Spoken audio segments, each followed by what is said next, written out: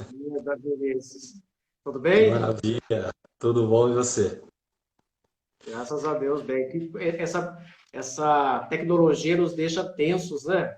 Sim, sim, bastante. Mas faz parte. Eu já estou começando a ficar menos tenso do que nas primeiras vezes que isso aconteceu. Inclusive nas audiências. Aos poucos a gente vai se habituando a esses tropeços de percurso.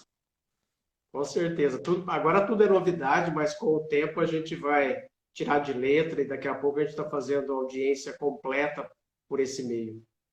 Sim.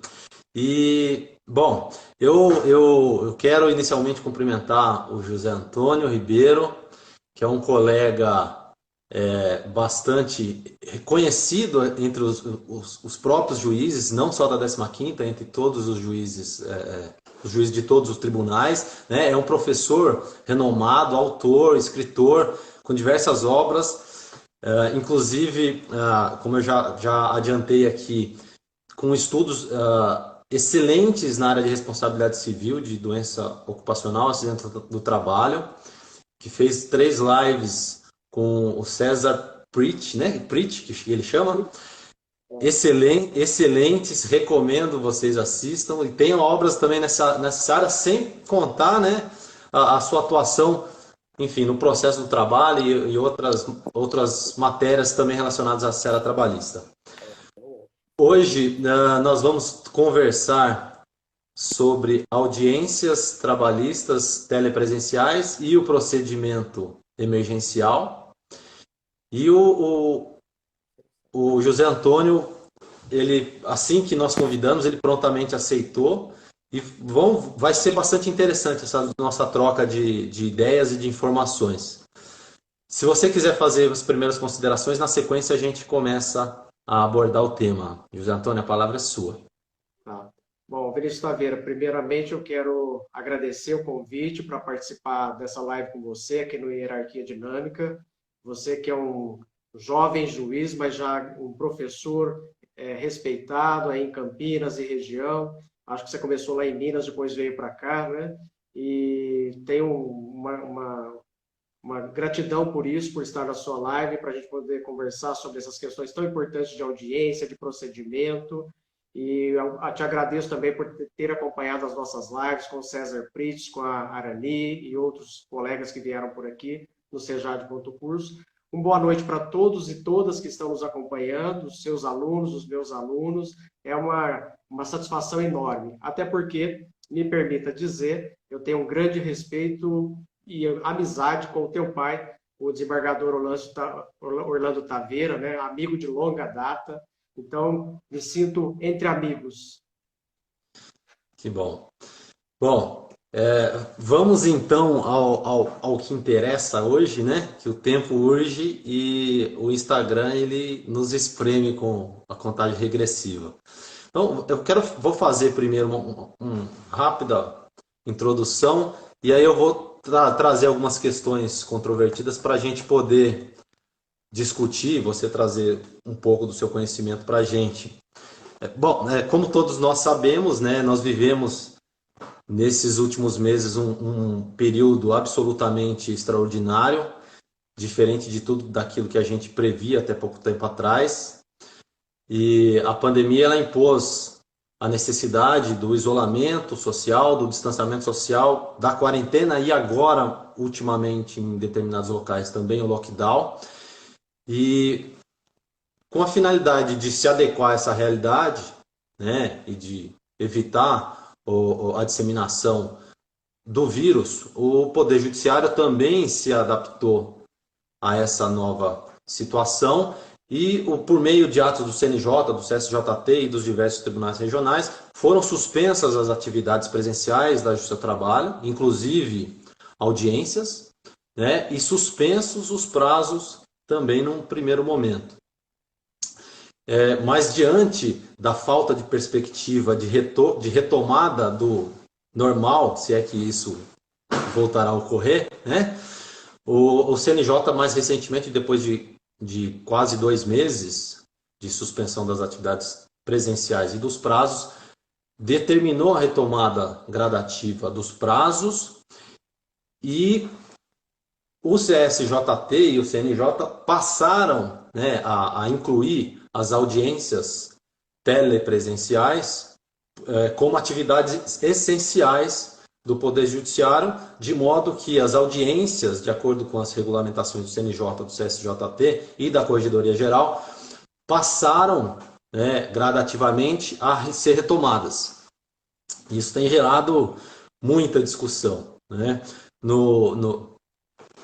Muita discussão e muita incerteza, vamos dizer assim, né? É uma realidade totalmente nova, né? Cada um na sua casa, no seu escritório, enfim, na empresa, acessando uma sala virtual, e o juiz não tem mais aquele contato próximo que tinha com os advogados e com as partes, né? E muitas vezes os próprios advogados não têm o contato direto com seus clientes. E nesse contexto, né, algumas questões muito polêmicas têm sido levantadas. A Ordem dos Advogados do Brasil, outras entidades de representação dos advogados também têm se surgido contra alguns aspectos dessas regulamentações e dessa retomada, e mais especificamente quanto às audiências unas e de instrução. E é importante lembrar também que tem dois pontos que são extremamente importantes, né, e que foram objeto de recente decisão pelo CNJ, num pedido de providência, sobre a possibilidade de redesignação de audiência ou de suspensão de prazos processuais quando a parte ou o advogado apresentar motivo razoável, né, que demonstre a impossibilidade prática ou técnica de prática do ato, ou no caso dos prazos processuais para defesas, impugnações, embargos, etc., a dificuldade ou impossibilidade de contato com o cliente para a obtenção das provas prévias. E nessa última semana o CNJ ele decidiu que para a suspensão dos prazos processuais para apresentação de defesas, impugnações, embargos e outras insurgências processuais que demandam a aquisição de prova oral e que o advogado tenha uma certa dificuldade em obtê-las junto ao seu cliente, bastaria, de acordo com esse entendimento do CNJ, essa decisão, a mera alegação da parte, né? A mera alegação da defesa, independentemente de qualquer prova e independentemente, inclusive, da decisão do juiz.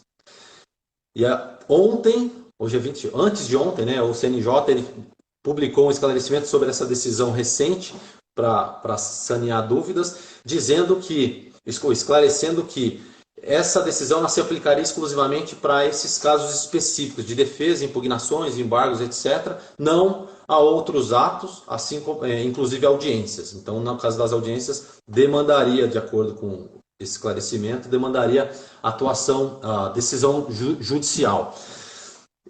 Eu já vou te passar a palavra já fazendo a pergunta. Qual que é a sua visão sobre essa retomada das audiências, né? Sobre essa insurgência por parte de parcela dos advogados, notadamente em relação às audiências unas e de instrução. E também, se você puder também já mostrar a sua opinião em relação a essa questão do requerimento da suspensão do prazo, suspensão da audiência. Bacana, Vinícius. A gente está vivendo uma época nova, né? Tudo agora está sendo colocado em xeque, tudo está sendo questionado. Eu agora há pouco mesmo falava com a minha assistente para tutela antecipada, por exemplo, né? A gente tinha já uma certa forma de analisar a tutela antecipada, de verificar a presença dos requisitos autorizadores da tutela antecipada. Só que agora nós estamos diante de uma pandemia. E aí o acesso à própria prova fica um pouco mais difícil, fica mais complicado. Além disso, nós temos aí na sociedade pessoas sendo dispensadas, não recebendo verbas rescisórias. Então, para a própria tutela antecipada, antes mesmo de entrar na resposta à sua questão, nós temos uma situação nova. E aí eu tenho passado para a minha assistente que a gente tem que relevar, diante dessa situação de dificuldade de acesso à prova, relevar alguns parâmetros que a gente tinha definido, até mesmo para essa análise, para essa concessão de tutela antecipada. São muitas pessoas precisando desesperadamente, pelo menos sacar o FGTS, pelo menos dar entrada no requerimento do seguro-desemprego, pelo menos a baixa na sua CTPS para que ele consiga acesso a esses benefícios. Então, na própria análise da tutela antecipada, nós temos que ter um pouco mais de maleabilidade. E com isso eu quero introduzir, então, a minha resposta. Há princípios processuais que a gente sempre faz questão de pontuar, de exigir, de cumprir quando há um processo, aspas, normal, quando a gente está numa situação de normalidade.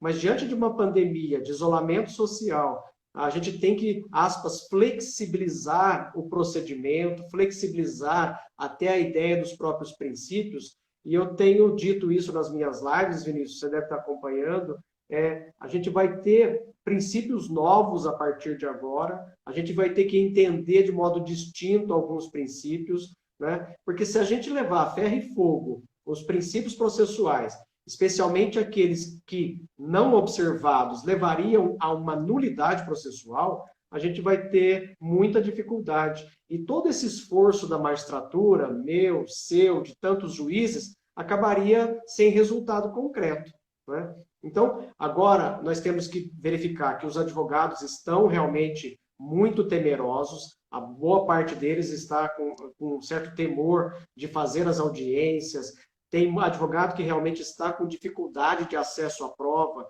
de acesso ao seu próprio cliente, mas também, Vinícius, a gente não pode generalizar e entender que isso é para todos e em quaisquer circunstâncias, porque senão a justiça para de vez, não é? Então eu tenho insistido muito com os advogados aqui na região, eu comecei a fazer audiências no dia 18 de maio, e eu fiz 2 semanas de audiência com relativa tranquilidade, e a boa parte dos advogados tem entendido isso, o esforço da magistratura, o esforço deles próprios, estão cooperando, estão comparecendo nas audiências, alguns celebrando acordo. Quando não sai acordo, a gente já delibera, já fixa pontos controvertidos, muitas vezes encerra a instrução por não haver necessidade de prova oral. Então, agora é um momento em que o princípio da cooperação tem que ser alçado ao princípio maior, ao princípio que deve estar no topo da principiologia do processo, no processo civil e no processo trabalho. Então, é claro que esses atos regulamentares do CNJ, do CSJT, eles procuram dar uma uniformidade a esses procedimentos, para que não haja também aquela coisa maluca, esquizofrênica, de cada juiz fazendo de uma forma, cada juiz decidindo de uma maneira. Os advogados que tiverem, então, justificativa, como comprovar, ou até mesmo o juiz acreditando na sua boa-fé, e eu acho que deve acreditar, quando ele alegar que está com dificuldade de acesso à parte, com dificuldade de acesso aos documentos, com dificuldade de realizar a própria audiência, porque a gente vê aí muitos advogados com aparatos tecnológicos incríveis. Eu lembro na semana passada mesmo, um advogado aqui da região, que foi meu aluno, disse: Excelência, já está tudo equipado aqui, o senhor pode marcar inclusive instrução. Eu tenho plenas condições de fazer instrução, eu já coloquei câmeras, não sei o que mais, mas grande parte dos advogados não tem acesso a tanta tecnologia. Boa parte dos advogados está recebendo aquele benefício da OAB, né, de um auxílio emergencial, porque eles estão tendo dificuldade de se manter nesse tempo de pandemia.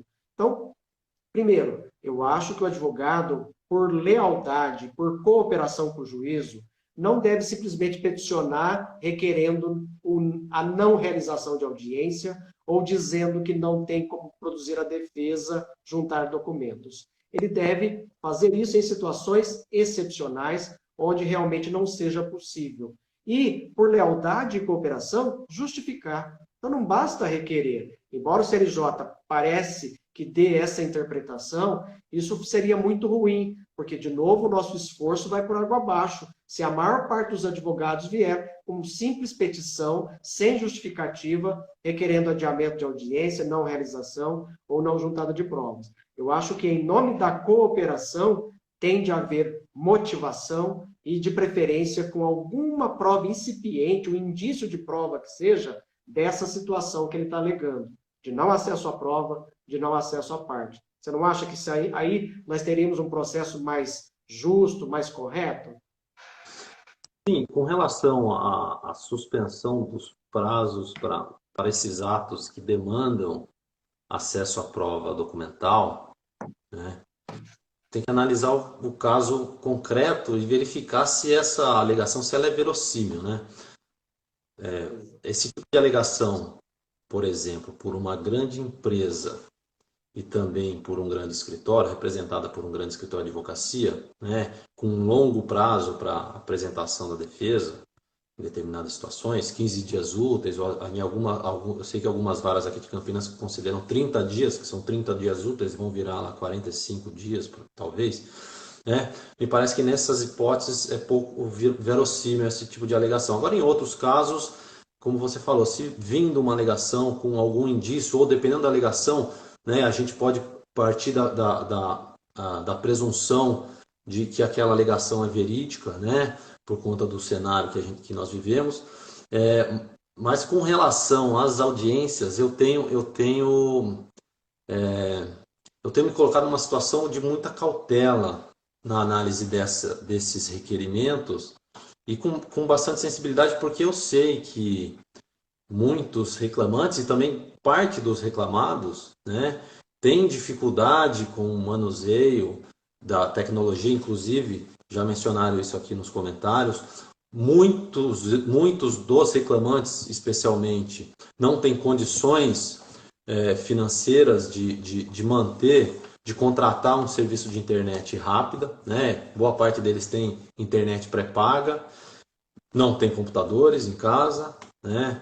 E eu entendo que isso dificulta bastante. E se nós, no meu entender, se nós insistirmos nesses casos, exigir prova e dificultar sobremaneira o deferimento desses requerimentos, a gente pode acabar acarretando, né, impondo uma quebra do isolamento social. Eu não sei se você já teve essa percepção, mas boa parte das audiências de conciliação, inclusive até mesmo audiências iniciais que eu tenho feito na quinta vara, em boa parte delas, ou o reclamante ou o reclamado fazem questão, ou porque necessitam, ou porque não abre mão da companhia do advogado, eles se deslocam até o escritório do seu respectivo patrono. Então, se nós insistirmos nas audiências de instrução, mesmo quando vem alguma alegação razoável de impossibilidade, até mesmo de dificuldade, eu acho que a gente pode acabar impondo essa quebra do distanciamento tão necessário para a gente, né, evitar essa tragédia, minimizando, não digo, mas diminuir os efeitos danosos dessa tragédia. Me diz uma coisa, lá na sua vara, você já fez alguma audiência de instrução? Já tem audiências designadas ou não? Não designei nenhuma audiência de instrução. Eu tenho um certo pavor de fazer, só de pensar em fazer instrução por videoconferência. Eu sei que tem alguns colegas aí muito tecnológicos que estão doidinhos para fazer, ou já até fizeram, né? Eu sou muito reticente quanto a isso. Eu preservo muito aquela principiologia da audiência, e eu acho que a produção da prova oral ela tem tantos aspectos interrelacionados em que a imediatidade do juiz com a parte, com a testemunha, é fundamental. Você, como juiz, sabe disso. Eu, com 23 anos de magistratura, sei bem disso. A linguagem da parte, a linguagem da testemunha é muito mais do que a linguagem falada, muito mais do que a palavra, muito mais do que ela diz. O jeito com que ela se manifesta, o jeito com que ela se senta para prestar depoimento, o jeito que ela te olha, a maneira que ela percebe a pergunta, a maneira como ela reage à pergunta. Essa imediatidade, eu não consigo visualizar uma forma da gente preenchê-la plenamente numa videoconferência. Claro que o Código de Processo Civil já prevê essa audiência por videoconferência, tomada de depoimento pessoal, tomada de depoimento testemunhal, especialmente para aquelas situações para se evitar a expedição de carta precatória, ou então aquelas Sim. situações em que a parte está residindo muito distante da vara onde está sendo processada a causa. Eu tenho um caso aqui de uma reclamante que ficou desempregada há muito tempo e conseguiu trabalho na Austrália.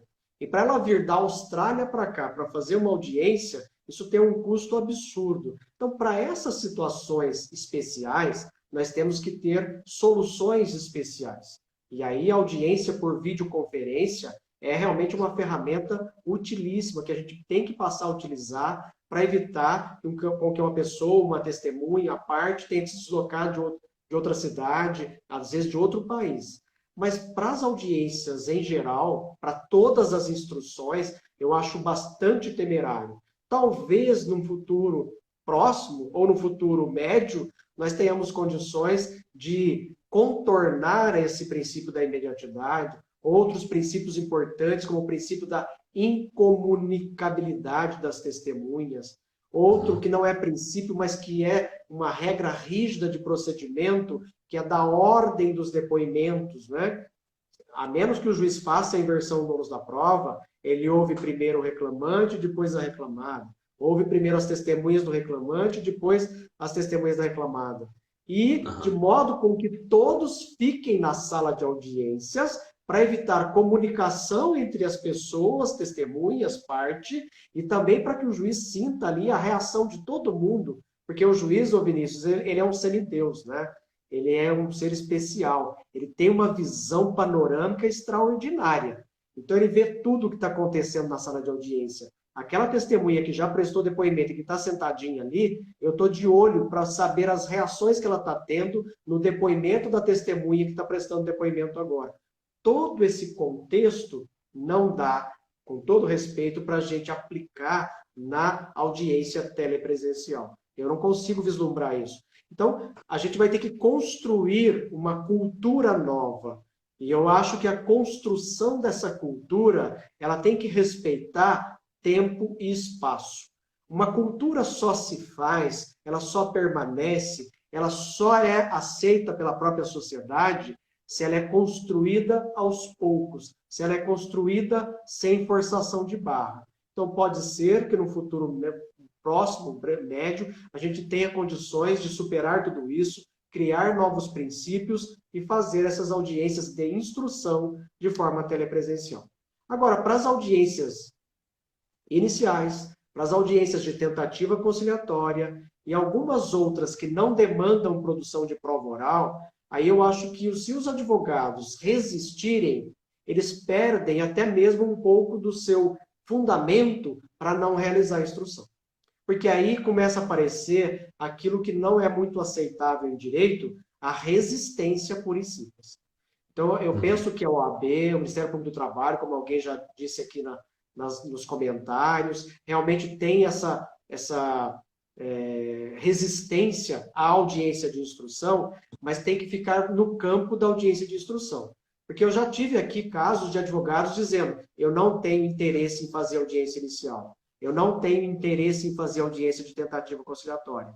Aí é uma resistência que não se justifica, porque não Sim. demanda prova, não demanda acesso ao cliente, até porque, eu não sei como é que vocês estão fazendo em Campinas, aqui, o que nós estamos fazendo? A gente está pedindo para o advogado ter apenas contato com a parte. Então, numa audiência inicial, numa audiência de tentativa conciliatória, nós não estamos exigindo a presença da parte, conquanto muitos tenham comparecido, mas desde que a parte esteja acessível por WhatsApp. O WhatsApp hoje é uma ferramenta extraordinária de prova, de contradita, de prova da contradita, né? De amizade íntima. E o WhatsApp, então, é uma ferramenta que a gente pode usar para contatos com o cliente. Eu celebrei uns 3 acordos nessas 2 semanas em que o advogado entrou em contato com o cliente por WhatsApp e resolveu por ali mesmo. Eu cheguei até a falar com um reclamante por WhatsApp. Então, acho que a gente tem que ter bom senso e cooperação acima de tudo. Sim. Essa ideia, eu compartilho com você dessa ideia que a gente precisa construir essa cultura, né, de prática de atos telepresenciais, e não só precisa construir a cultura, como a gente precisa construir a estrutura tecnológica, e a gente precisa ter essa estrutura tecnológica para viabilizar essa nova modalidade de atos processuais, de audiências em especial. E aqui em Campinas, né, nas 12 varas, a gente até já se reuniu para tentar estabelecer algum modelo, mas, enfim, são muitas cabeças, né? Enfim, é difícil de falar por todas elas. Na quinta vara, a gente fez adotou procedimentos híbridos, né? Em alguns casos, a gente designou audiência inicial, quando já havia advogados habilitados nos autos, advogados das reclamadas. Em outros casos, a gente intimou, né, converteu o rito com o CPC, né, fazendo aquela mistura com o CPC e concedeu prazo para defesas, etc. E nesses casos, e também em outros casos que aguardavam instrução, nós vamos designar mais adiante uma audiência de conciliação, fixação de pontos controvertidos e de saneamento. Nós pretendemos, eu e o Marcelo Schoff, a gente pretende designar, e nós já começamos a designar algumas audiências para fixação de pontos de saneamento. Em vez de simplesmente despachar, né, nós chamaremos as partes e os advogados, né, ou só os advogados, e aí nós vamos deliberar sobre a fixação dos pontos e, eventualmente, algum saneamento, e já buscando sempre a conciliação, né? E já passando aqui, mudando um pouquinho de assunto, passando para o procedimento emergencial, vamos chamar assim, agora nesse período de pandemia. Muitos colegas e muitos juristas na área trabalhista têm sustentado, né, que para amenizar os impactos da pandemia no processo de trabalho, inclusive para reduzir a necessidade de audiências de instrução e para diminuir a animosidade, o conflito no processo, que seria viável e seria recomendável nesse período a gestão compartilhada do processo, né, por meio da adoção do negócio jurídico processual.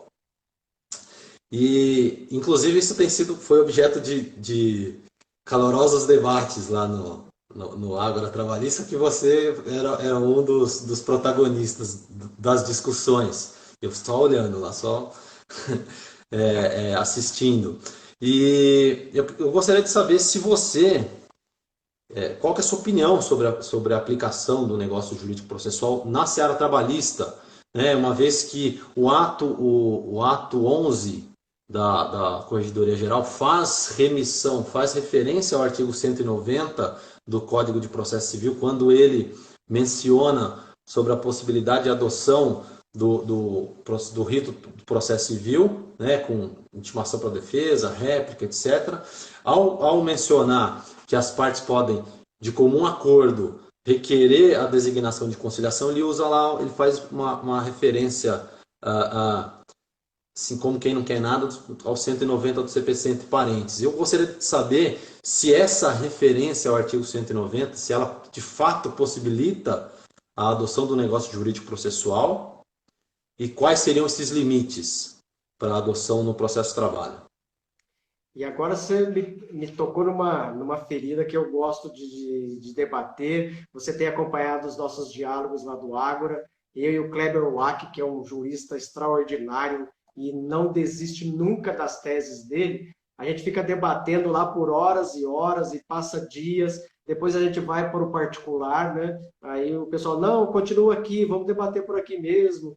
E a gente briga lá no particular, depois volta para o coletivo lá do Ágora. Eu tenho muita resistência ao negócio jurídico processual. Você deve ter visto por lá. Eu sei que os novos juristas e aqueles que gostam muito do CPC adoram essa ideia do negócio jurídico processual. Eu sou processo do trabalho raiz, eu sou processo do trabalho na veia. Eu acho que a CLT, ela nesse aspecto, ela é muito mágica. O Código de Processo Civil demorou anos e apenas agora em 2015 eles adotam o que eles chamam lá, de maneira assim muito pomposa, de flexibilização do procedimento. E essa Uhum. flexibilização do procedimento é a que propicia que as partes tenham uma margem maior para negociar alguns aspectos do processo, do rito, do caminhar.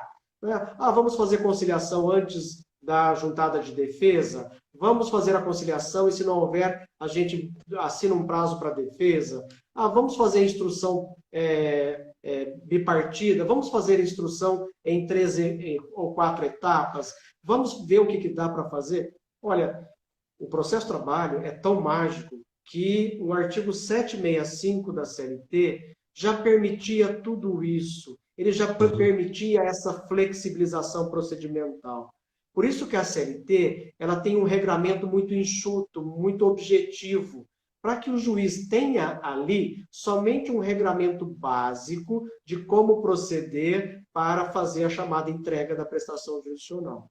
Mas nós sabemos que com aquilo ali já é suficiente. Tanto é, eu digo muito aos meus alunos, o processo de trabalho só não começa e termina numa audiência porque a gente tem que receber a petição inicial primeiro. Porque senão ele começaria e terminaria numa audiência, e você sabe bem do que eu estou falando.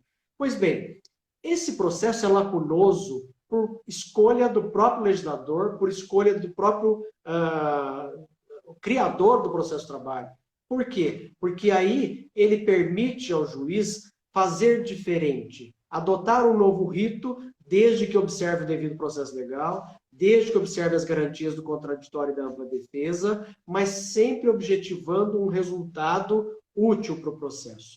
Então, eu não preciso, com todo respeito, de negócio jurídico processual para fazer uma conciliação antes da defesa, porque ela já é da essência do processo de trabalho. Agora, com o PJE, apenas por uma sistemática de não ter como desenvolver a audiência se a defesa não estiver anexada aos autos antes do início da audiência, é que a gente mudou a sistemática que vigiou por anos no processo de trabalho. O processo de trabalho sempre foi assim, tentativa conciliatória primeiro, está lá ainda até hoje no artigo 846. E só depois de frustrada a tentativa conciliatória é que o juiz recebe a defesa. Então, seja a defesa escrita na época do processo físico, seja a defesa anexada ao PJE, ela não tem efeito jurídico nenhum, enquanto ela não é recebida pelo juiz. Isso é da essência do processo de trabalho. Então, eu não preciso fazer um negócio jurídico processual para fazer audiência de conciliação do artigo 332 do CPC. E eu, claro, posso, como juiz, ou as partes até convencionarem na audiência, ou depois da audiência, ou antes da audiência, que não haveria entrega de defesa naquele momento, por conta da circunstância da pandemia, da dificuldade de acesso à prova, nós vamos fazer exclusivamente uma audiência de tentativa conciliatória. O próprio processo de trabalho já permite isso. Não preciso de negócio jurídico processual. Até porque, Vinícius, e eu vou me estender, se você achar que está perdendo o rumo, você me corta, me interrompe. Esse é um tema importantíssimo, interessantíssimo, que eu quero ouvir, eu quero ouvi-lo sobre o tema. Vamos lá. Tá. Até porque o negócio jurídico processual, o pessoal lá do Ágora não consegue perceber isso, ele é muito mais amplo do que os meros acordos processuais que a gente sempre teve no processo de trabalho. Então, eles levaram para o processo civil como se fosse a descoberta da roda, a invenção da roda, e nós, no processo de trabalho, sempre fizemos, que são acordos processuais. Quer ver o mais antigo de todos, de que eu me lembro? Um acordo quanto ao tempo em itinere. Talvez você não tenha instruído horas em itinere. Sim, não. Eu estava conversando hoje com o Maurício Gasparini, que conduz o Hierarquia Dinâmica. Há pouco eu estava conversando com ele, que eu já fiz vários aqui na 15ª, que eu rodei bastante, né? Aqui na 15ª, inclusive na região de Ribeirão Preto. E na terceira região também, muitos acordos processuais sobre o tempo de deslocamento nas horas em itinere. Exato. Esse é o acordo processual de que eu me recordo mais antigo do processo de trabalho, e a gente nunca precisou desse trem aí de negócio jurídico processual para admitir, para valorizar e até incentivar. Então o reclamante falava que era 1h30 de trajeto, a reclamada falava que era 15 minutos, vamos convencionar, 30 minutos, 40 minutos, evitava prova oral, evitava inspeção judicial, evitava um monte de coisa. Isso é muito bem-vindo e é da essência do processo de trabalho. Então, olha para você ver como eu flexibilizei o procedimento na minha vara. Na minha vara, o que nós estamos fazendo? Olha, estou citando a reclamada para apresentar defesa em 15 dias. Ela apresentando defesa, o reclamante já tem o prazo subsequente de 10 dias para réplica. A reclamada tem o prazo de 10 dias subsequente para tréplica. E nessas petições, as partes já devem informar se elas têm prova oral a produzir, justificar a necessidade dessa prova oral para que eu possa deliberar depois. E em muitos casos eu estou marcando audiência inicial ou de tentativa conciliatória, independentemente da fluência desses prazos. Agora, eu preciso de um negócio jurídico processual das partes para isso? Eu não preciso, porque o artigo 765 da CLT já autorizava o juiz a tomar todas as diligências necessárias para a rápida solução do processo.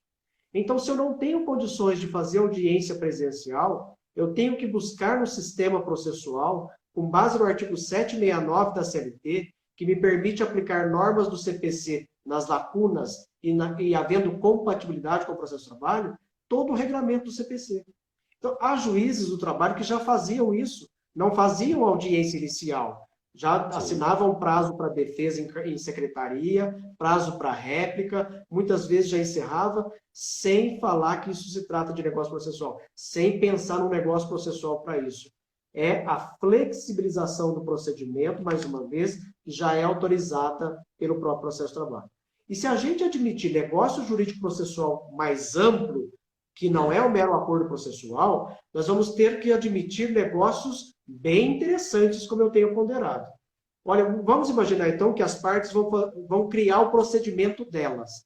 Nós não vamos fazer audiência por videoconferência, nem inicial, nem tentativa de acordo. Nós é que mandamos nesse processo. Quando voltar da pandemia, quando acabar o isolamento social, aí nós vamos deliberar que dia que o juiz pode marcar audiência. E tem mais, nós vamos fazer audiência ao sábado. Então nós vamos convencionar entre nós que o dia ideal para audiência é no sábado. Tem mais, nós queremos ouvir 4 testemunhas cada parte. Então eu, reclamante, quero ouvir 4, a reclamada quer ouvir 4 também. Tem mais, nós queremos fazer a audiência de instrução antes da perícia. Porque a gente deliberou aqui no nosso escritório que é mais útil, que é mais efetivo fazer primeiro a instrução e aí a gente quer que o senhor decida ser empregado, para depois que o senhor decidir ser empregado, a gente ver se é viável ou não fazer a perícia. Já pensou num trem doido desse? Isso é negócio jurídico processual. Então, eu posso admitir acordos processuais para hora itinere, para prova emprestada, que é um outro acordo processual muito bem-vindo para o processo de trabalho. Posso admitir acordo processual para razões finais escritas, que já é da prática do processo de trabalho. Posso admitir acordo processual para seguir o rito do CPC, mas isso são acordos pontuais. Isso não é o autêntico negócio jurídico processual, onde as partes podem mudar completamente o rito. E aí está a minha discordância em relação ao nosso amado amigo Kleber e outros defensores do negócio processual. Você falando aqui, teve alguns trechos da sua argumentação que refletem exatamente o que eu conversei hoje à tarde com o Maurício.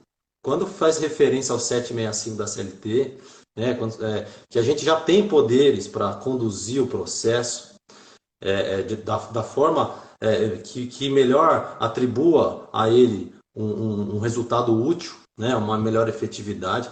A gente já pratica essa relativização do rito da CLT em muitos casos. Muitos casos a gente já faz, inclusive, esse ajuste prévio com os advogados. Mas quando a gente faz referência ao negócio jurídico processual, a gente esquece da amplitude e da profundidade dessa norma processual lá no CPC. E me parece que ela é incompatível com o processo de trabalho, sobretudo por conta do caráter público do processo, que no processo do trabalho tem um outro patamar, a meu ver. E a existência do 765 me parece que inviabiliza por si a aplicação do 190 em toda a sua amplitude. A gente tem que lembrar que a ideia do negócio jurídico processual, como você falou, é que as partes estabeleçam um novo rito, né? Eles desenham o procedimento e, de acordo com o 190, o juiz não poderia indeferir esse requerimento, né, por entender que ele viola o procedimento legal ou que vai tumultuar o processo. Não, somente se houver nulidade. Em suma, se houver nulidade ou se for um contrato de adesão abusivo ou se houver hipossuficiência de uma das partes. E, né, a gente pode lembrar também que essa hipossuficiência de uma das partes, né, ela é inerente à relação, ainda que de direito material, mas que se reflete também na relação jurídico-processual no processo trabalhista. Então, eu acompanho o seu entendimento, eu também interpreto dessa forma, me parece que não há como a gente aplicar o negócio jurídico-processual na amplitude do 190 do CPC. A gente continua fazendo esses acordos jurídicos processuais com base no 765 da CLT. E a gente faz isso rotineiramente, né? Na audiência lá, eu vou fazer uma observação. Lá atrás você falou que o juiz não poderia inverter a ordem se não for caso de inversão de ônus da prova. Eu ouso discordar de você, e eu tenho essa prática, e inclusive muita gente fica surpresa na audiência porque eu inverto, ou na verdade eu alterno, né? Eu falo assim: quantas testemunhas tem? 3. E a reclamada? 3. Vamos fazer o seguinte, vamos ouvir uma de cada? Normalmente os advogados concordam, ouve uma de cada, eu falo assim, vamos ouvir a primeira de cada, se necessário a gente ouve a segunda de cada e assim sucessivamente. Normalmente concorda. Se a parte discordar, eu aplico o 775, parágrafo 2º da CLT, e com fundamento no 765 também, aí eu falo, ó, eu vou alternar e protesto. Mas a gente tem poderes para fazer essa adaptação, né? E muitas vezes a gente faz isso com a anuência das partes, dos advogados ali presentes, né? Então a gente já pratica. E vou fazendo mais uma remissão ao que você disse. E o Maurício mencionou isso aqui nos comentários. O processo civil, né, o novo CPC, que já não é mais tão novo, ele, como você falou, inventou a roda, né? Enfim, processo sincrético, que para mim, desde que comecei a estudar o processo do trabalho, para mim, o processo sincrético. Eu falei isso na minha prova oral lá em 2011, eu quase apanhei, né? Eu quase apanhei da banca, né? Da banca. Enfim, o processo de trabalho, ele está à frente do processo civil em vários aspectos, né? Muito embora o processo civil nos últimos anos tenha avançado em outras frentes, e o processo de trabalho, infelizmente, tem ficado para trás em alguns aspectos. Mas eu te acompanho, e você quer falar mais alguma coisa sobre o negócio jurídico processual? Que a gente tem mais dois pontos aqui que eu queria ver se a gente conseguiria abordar. Quanto tempo nós temos de live? Hoje eu estou sem tempo aqui. 12. Mas 12 só? 12, mas a gente tem uns 5 minutos, na verdade. Tá. Não, rapidinho, então. É só mandar um abraço aqui para a doutora Cláudia Rocha, que é advogada de Araraquara, uma excelente advogada, e ela fez vários comentários aqui, e ela está dizendo agora, seria bom um acordo processual para número máximo de testemunhas. Seria ótimo. Uma das formas com que a gente pode fazer instrução agora, na pandemia, é uma testemunha de cada lado. Então, o reclamante vai ouvir só uma testemunha, a reclamada só uma testemunha. De repente, até daria para fazer uma instrução de aspectos pontuais. Por exemplo, a única controvérsia é o intervalo entre a jornada. Então, daria para fazer, com uma certa segurança, uma instrução com uma testemunha de cada lado, para pontos bem objetivos de prova. O Maurício Gasparini, que acho que até é teu sócio, companheiro, na hierarquia dinâmica, eu não sei como é que vocês tratam, ele fala, e no caso sócio de entidade sem fins lucrativos. É o meu sócio da entidade sem fins lucrativos. Vamos lá. Bacana. O Maurício, um abraço. E ele pergunta, e no caso de hipersuficiente? Eu também não aplicaria o negócio jurídico processual nem no caso de hipersuficiente, porque a hipersuficiência é de direito material. Então, nós não podemos trazer isso para dentro do processo. E aí, só para fechar, Vinícius, para você trazer os 2 pontos que você quer, eles trazem como uma coisa nova, uma coisa fantástica, aquilo que era do século XIX.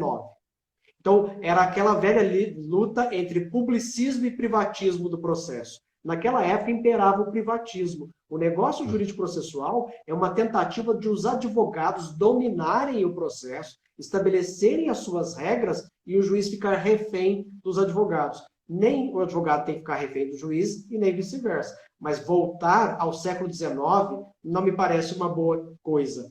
Se bem que o direito do trabalho está voltando ao século XIX, mas fica para uma outra live. É verdade. Bom, eu quero só um tempinho para fazer uns registros aqui, alguns agradecimentos. O Dr. Leonardo Santana, advogado aqui de Campinas, que acompanha nossas lives. O Dr. André Amin, que é presidente da Comissão de Direito do Trabalho e presidente da Comissão de Prerrogativas da OAB de Campinas, também nos acompanha aqui, um grande amigo. Dr. Luiz Antônio Silva, né, o Maurício Gasparini, enfim, várias pessoas que nos acompanham aqui. Eu quero... Eu tinha duas perguntas aqui para fazer para você, mas eu vou ter que deixar uma delas para um outro momento. Que eu queria, porque tem uma que eu faço questão de apresentar para todos aqueles que vêm conversar com a gente sobre processo, porque é uma matéria que, muito embora não seja propriamente processual, mas se relaciona diretamente. Você entende que agora, durante a pandemia, estado de calamidade, em razão da suspensão das atividades presenciais, que impossibilita o juspostulandi, em razão da dificuldade de acesso dos jurisdicionados aos seus advogados, da procura pelos escritórios de advocacia, muitos locais os escritórios são fechados, né? Considerando que o Brasil, a Justiça do Trabalho é uma justiça democrática e do interior, né? Ela tá, todo o Brasil ela se encontra. Você entende que nesse período o prazo prescricional se suspende ou não? Qual que é o seu posicionamento? Nossa, você veio com uma pergunta difícil, assim, bem no finalzinho da live. Olha, é Você já... bem complicada essa questão da prescrição, viu, Vinícius? Porque a prescrição, para começar, é um instituto de direito material, né? Ele tem reflexos no processo, é no processo que a gente acaba aplicando, declarando a prescrição, mas ele é um instituto de direito material previsto lá no Código Civil, previsto na CLT. A CLT não trata de suspensão de prazo prescricional, e aí a gente tem que voltar lá para o Código Civil mesmo. E lá nos artigos 198, 199, 200, por ali, nós temos uma disciplina de interrupção de prazo prescricional e de suspensão de prazo prescricional. A pandemia em si não dá para ser encaixada formalmente, textualmente, em nenhuma daquelas hipóteses. Mas nós temos realmente uma situação de dificuldade de acesso à prova, de dificuldade de acesso à própria justiça nessa época de pandemia. Então, vamos imaginar que tem aí um lockdown. Em algumas cidades até decretaram lockdown, não é isso? A pessoa não pode sair de casa, para nada. Aí eu exigi que o reclamante telefone para um advogado, sendo que o advogado nem está no escritório, o escritório do advogado também está fechado, para evitar a prescrição, e aí depois, então, nós declararíamos a prescrição, porque o sujeito não entrou com a ação no momento devido. Olha, então nós temos que fazer uma interpretação coerente do direito, buscar a justiça acima de tudo, a equidade, como eu sempre enfatizo, e, claro, a gente vai ter que enfeixar essa hipótese em alguma daquelas do 199, 200 do Código Civil, para dizer, olha, em nome do princípio da accionata, não havia como esse sujeito ajuizar a sua demanda. Seria exigir demais dele. Então, imagine aquele sujeito que está em coma no hospital, ele tem o seu prazo prescricional suspenso, porque ele não pode manifestar livremente a vontade. Aplicando por analogia e até outras situações que talvez sejam mais fáceis de compreender, o sujeito está impossibilitado de exercer o seu direito de ação. Se nós estamos permitindo que advogados aleguem que não têm acesso à prova e aí aceite essa justificativa, quanto mais aceitar a justificativa de um trabalhador que muitas vezes não tem nem celular, e quando tem celular ele não tem acesso a redes sociais, a mídias sociais como nós temos. É exigir demais desse trabalhador.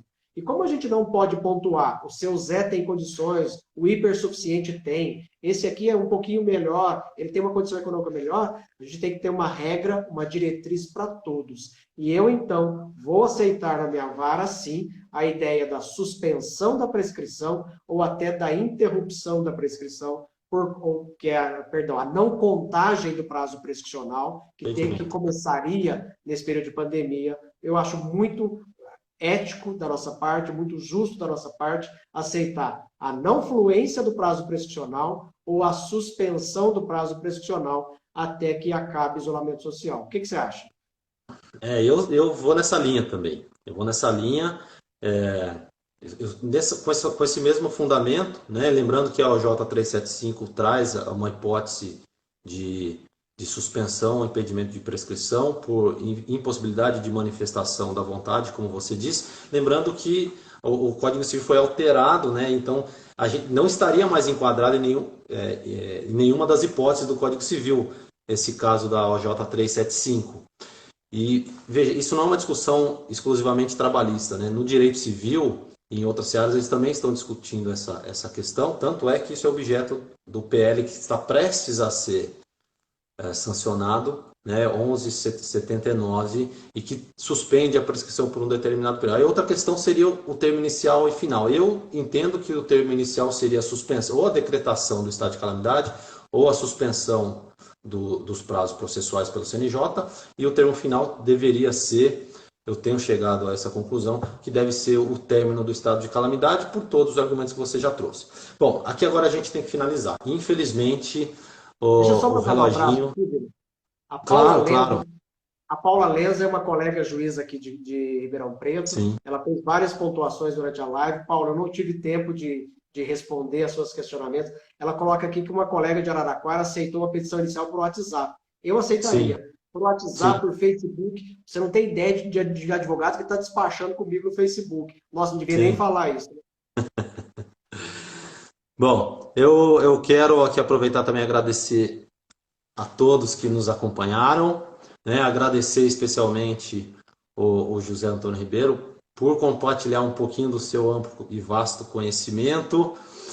Eu quero aqui dizer a todos, convidar a todos que continuem nos acompanhando, aqueles que não nos acompanham ainda, que passem a acompanhar no Hierarquia Dinâmica. Acompanhe também os perfis do professor José Antônio. Ele tem dicas diárias sobre prática de audiência, às vezes execução, enfim, além de cursos que o CJAD, né, o nome do curso? CJAD.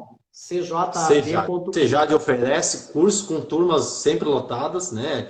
A procura é bastante grande. E quero dizer a todos que as nossas lives continuam. Na semana que vem nós já temos 3 lives agendadas, interessantíssimas. Na segunda-feira a gente vai falar com o Dr. Biossegurança, vamos falar sobre EPIs, é muito interessante, ele é um estudioso, cientista da área, ele vai falar sobre efetividade de EPI, sobre condutas coletivas para minimizar os efeitos da pandemia, e bastante coisa interessante especialmente sobre EPIs e a efetividade, como que deve ser utilizado, o tratamento, etc. Na quarta-feira nós falaremos com a colega Luciana Nars e na sexta-feira com o advogado de Goiânia e integrante da ESA Nacional, o Rafael Lara, nós vamos falar sobre responsabilidade civil. E eu quero só fazer mais um último registro. Eu já já convidei, ele já manifestou positivamente. O José Antônio vai vir falar com a gente sobre responsabilidade civil num momento posterior. E ele é uma sumidade. Vocês viram que ele é uma sumidade em processo. E quando a gente falar de responsabilidade civil, assim, eu me tornei fã. Assim, sinceramente, depois que eu vi essas lives, eu me tornei mais fã de você ainda, admirá-lo mais ainda. Vamos lá, José Antônio. Dá tempo de um jabazinho curto? Claro, vamos lá. Temos um minutinho. Semana que vem, o professor José Antônio vai fazer uma live internacional. Na quarta ou quinta-feira, lá no Sejad.curso, nos acompanhe. Nós vamos fazer uma live internacional que vai ser bem bacana. E acompanhe mesmo o Sejad.curso. A gente tem aí dicas para vocês, histórias, dicas de audiência. E a gente vai tocando. Foi um prazer estar com você, Vinícius. Te admiro o seu trabalho. Obrigado pela oportunidade. Um abração a todos e a todas. Um abraço, eu que agradeço. José Antônio, até mais. Um abraço a todos e todas. Até mais.